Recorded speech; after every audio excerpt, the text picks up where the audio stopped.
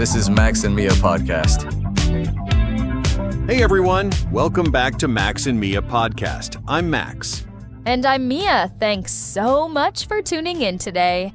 We really appreciate all of you listening. Absolutely. And hey, if you're enjoying our conversations, don't forget to hit that like button and subscribe. It really helps us out. That's true. So Max, I was walking downtown yesterday and I saw someone jaywalking right in front of a police officer. It got me thinking. Oh no, did they get in trouble? Actually, no. But it made me realize how many everyday words and phrases we use that people never really learn in textbooks or classrooms. That's so true. Like, when was the last time you saw jaywalking in an English coursebook? Exactly. There are tons of expressions we hear all the time in movies, conversations, or just walking around, but they're not in our grammar books. Today, we thought it would be fun to share some of these real-life phrases and words that native speakers use every day, but that you probably won't find in your English lessons. We've got 15 great examples to share with you today, so let's dive right in. All right, let's start with the word that sparked this whole conversation, jaywalking. So jaywalking means crossing the street illegally or carelessly, usually not at a crosswalk or when the light is red. It's basically when pedestrians break traffic rules. For example, I was running late for work, so I ended up jaywalking across Main Street instead of waiting for the light. And here's another example. The police officer warned the teenager about jaywalking after she crossed the busy road without looking both ways. It's fascinating because many people don't realize it's actually illegal in most places. I remember when I first moved to the city, I was shocked to learn you could get a ticket for jaywalking. Oh, wow, really? That must have been quite an adjustment. You know, it's interesting how different cities enforce this differently too. Some places are really strict about it, while others are more relaxed. But regardless of the enforcement, it's always safer to use proper crossings. Absolutely. Safety first, always. Now, speaking of things people say that might surprise you, let's talk about you're one to talk. Oh, this is a fantastic one. You're one to talk is what you say when someone criticizes you for something, but they do the exact same thing themselves. It's like calling someone a hypocrite, but in a more casual, everyday way. For example, my brother told me I spend too much money on clothes, so I said, "You're one to talk. You just bought 3 new video games last week." Perfect example. Here's another situation. Sarah complained that I'm always on my phone during dinner, but you're one to talk. She never puts hers down either. As you can see, it's a really common way to point out someone's double standard without being too harsh or confrontational. The beauty of this phrase is that it's direct, but not necessarily offensive. Exactly. It's got this tone that's almost playful, even when you're making a serious point. You can use it with friends, family, or even colleagues in casual situations. It's much better than directly calling someone a hypocrite, which sounds quite harsh. Now let's move to something more positive and helpful. You got it. I absolutely love this phrase. You got it is such a versatile, casual way to say yes, or I understand, or I'll do that for you. It's incredibly useful in daily conversations. For example, if someone asks, "Can you pick up some milk on your way home?" you can simply respond, "You got it," instead of saying, "Yes, I will do that." Absolutely. And it can also mean you understand correctly or you've got the right idea.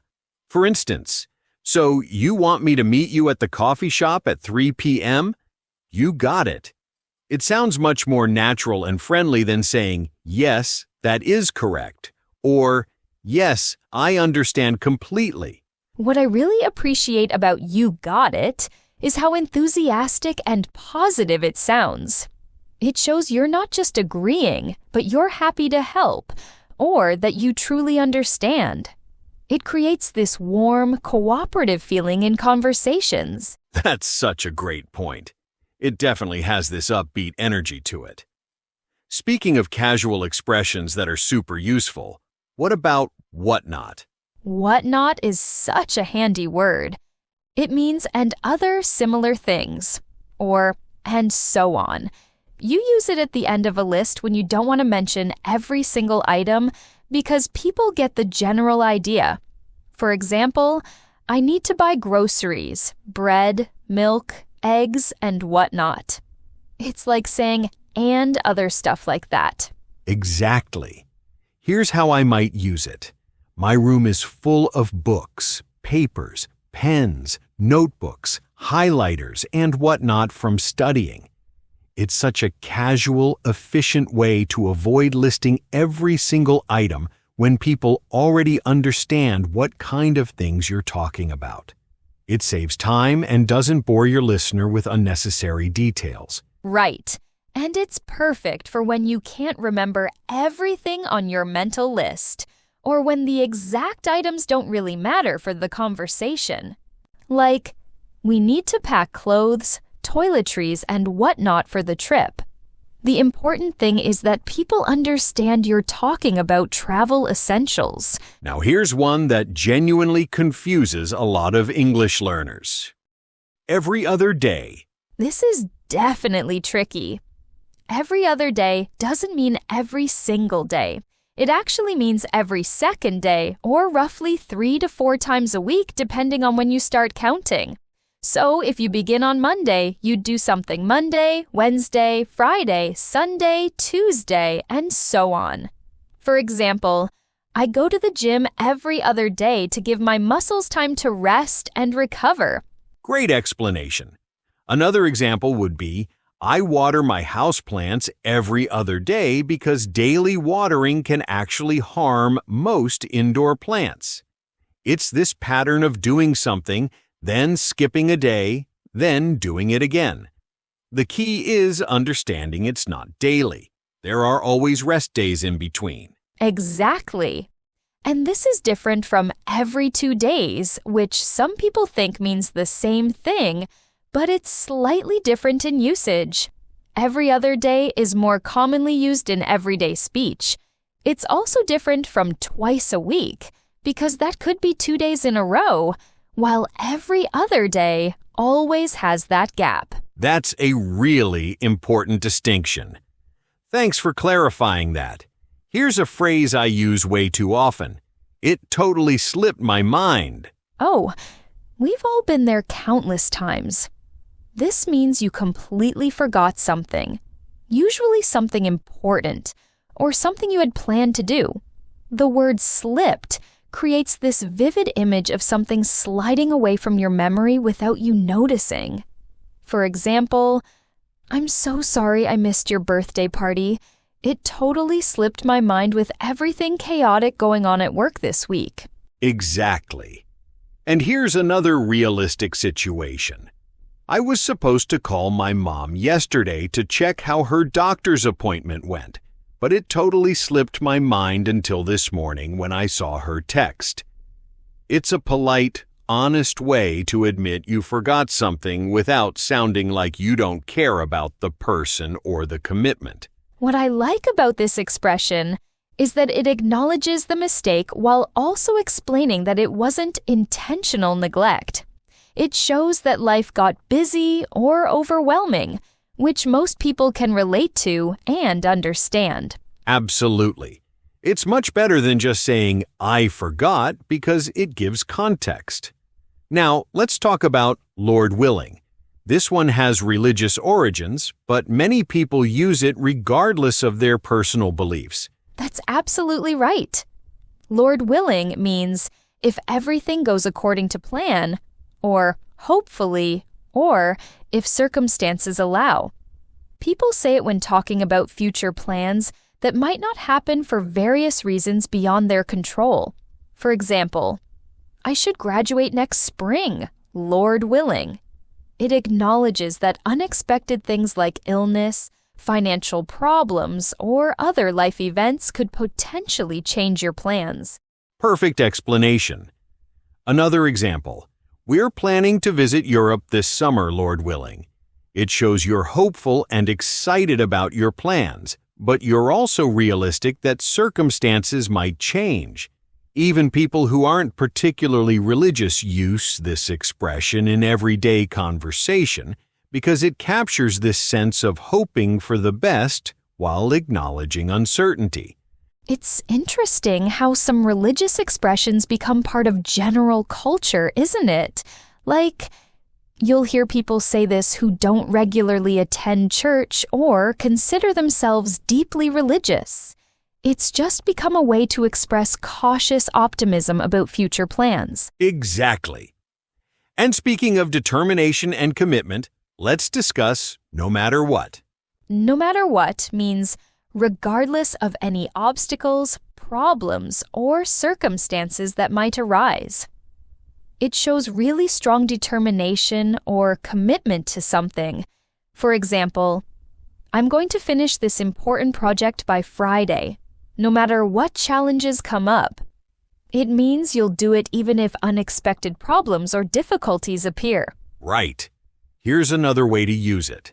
My best friend always supports me and has my back, no matter what mistakes I make or what trouble I get into.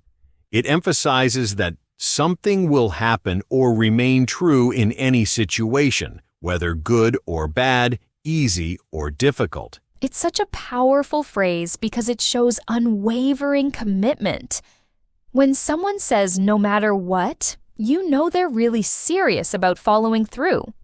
It's stronger than just saying I'll try or I hope to. Absolutely. It conveys this sense of determination that's really admirable. Now here's a fun cultural expression that relates to money and social customs. Go Dutch. This is really interesting culturally. Go Dutch means each person pays for their own meal, drinks, or expenses when going out together, instead of one person covering the cost for everyone. For example, let's go Dutch on dinner tonight since we're both students and money's tight for both of us. Exactly. Here's another situation. When our large group went to that expensive restaurant, we all decided to go Dutch because it seemed like the fairest option. The expression go Dutch comes from the idea that in Dutch culture, it's common for people to split the bill equally or pay for themselves.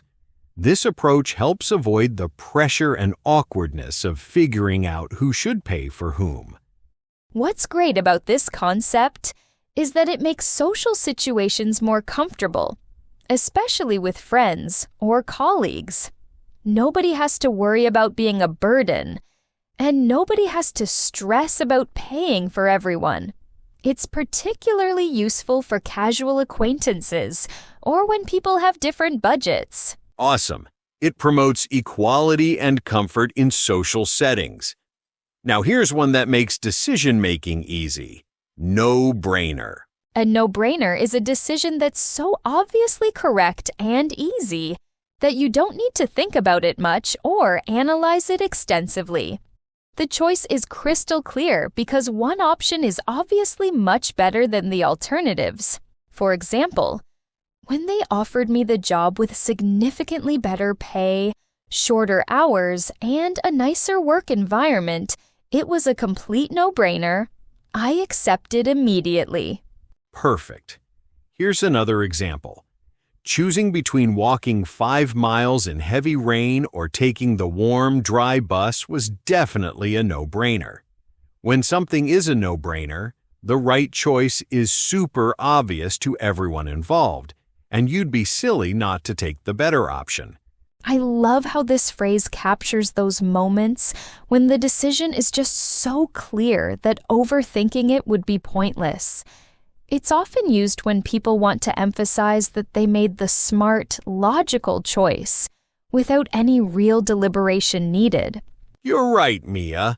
Now let's talk about satisfaction with food and drinks, like when something really hits the spot. Hit the spot means something was exactly what you needed or wanted at that moment, especially food or drinks. It satisfied you perfectly and completely. For example, after working outside in the hot sun all morning, that ice-cold lemonade really hit the spot. It gave you exactly what your body was craving and needing. Great example. Here's another. I was feeling sick with a cold, and my grandmother's homemade chicken soup really hit the spot. It means the soup was exactly what made you feel better and more comfortable. Food or drinks that hit the spot satisfy you completely and feel perfect for the situation. There's something so satisfying about using this phrase because it captures that perfect moment when something meets your needs exactly. It's often used with comfort foods, cold drinks on hot days, or warm beverages when you're cold. Absolutely. It's about that perfect match between what you need and what you get. Now, let's discuss something people do in conversations that can be frustrating. Beat around the bush. Beat around the bush means avoiding the main topic or not being direct about what you really want to say. Instead of being straightforward and honest, you talk about other less important things first or dance around the subject. For example, stop beating around the bush and tell me what you really think about my presentation. I want honest feedback. Exactly. Another example. My roommate kept beating around the bush about the rent money for 20 minutes instead of just asking directly if she could pay a few days late. When someone beats around the bush, they're being indirect and evasive when they should be clear, honest, and straightforward about their intentions. It's often frustrating when people do this because you can sense they want to say something important, but they're taking forever to get to the point. Sometimes people beat around the bush because they're nervous, embarrassed, or worried about the reaction they'll get. That's a really good point about why people do it. Now, here's a useful phrase that helps you skip unnecessary details when telling a story. Long story short. Long story short is what you say when you want to avoid all the boring parts and go straight to the main idea or result. You use it when your story is getting too long or detailed for the moment. For example, my car broke down, I missed the ride, got caught in the rain out of nowhere, had to wait for another one.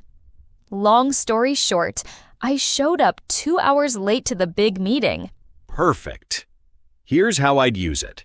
We tried 3 different restaurants that were all full, waited in long lines everywhere, had trouble finding parking downtown, got into a small argument about where to go.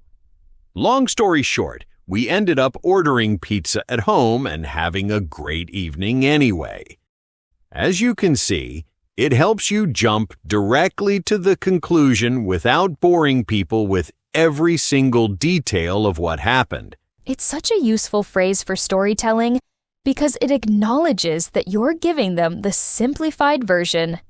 People appreciate it because they get the important information without having to listen to every tiny detail that might not be relevant to them. Now let's wrap things up with something super encouraging. You've got this. You've got this is a short, powerful phrase people use to encourage someone. It means you can do it or you are capable of handling this. It's usually said to give someone confidence before a challenge or when they're feeling nervous. For example, I know you're worried about your final exam, but you've got this. You've studied hard and you're ready. That's a great one. Here's another example.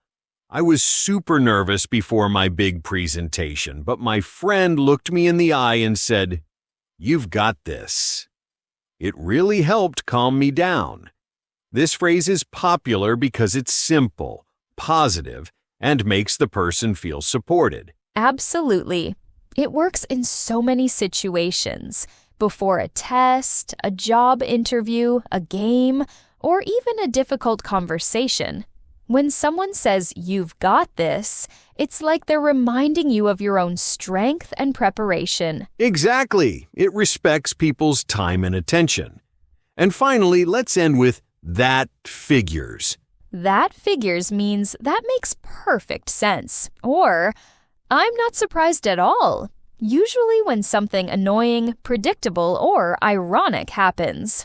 It's often used when you're slightly frustrated, but not really shocked, because the situation is typical or expected. For example, of course it started raining heavily right when I forgot my umbrella at home. That figures. Here's another situation.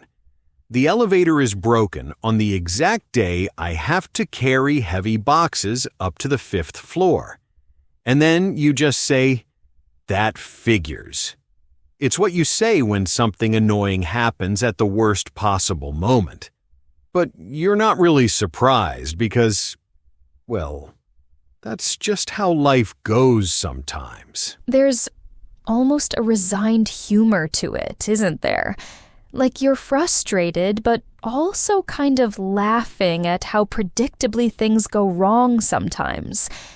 It's a way to acknowledge life's little ironies without getting too upset about them. Exactly. It captures that mix of frustration and acceptance perfectly. And there you have it. 15 everyday expressions that you probably won't find in your English textbooks, but hear constantly in real conversations with native speakers. These phrases will definitely make you sound more natural and fluent when speaking with native speakers. Try incorporating a few of them into your conversations this week and see how they feel rolling off your tongue. Remember, the key to using these expressions naturally is practice and context. Don't try to force them all into one conversation. But when the right situation comes up, give them a try. Thanks for listening to today's episode, everyone. We really appreciate you spending time with us. If you enjoyed this, make sure to hit that subscribe button so you never miss a new episode. And if you found today's phrases helpful, leave us a like or a review. It really helps more learners like you discover the podcast. Also, don't forget to share this episode with your friends, classmates, or anyone who's learning English. The more, the merrier.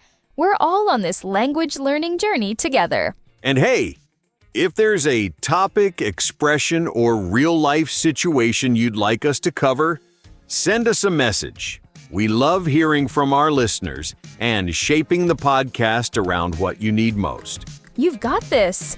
Keep practicing a little each day, and don't be afraid to make mistakes. They're part of learning. Until next time, stay curious, stay confident, and keep bringing English into your everyday life. You're doing great.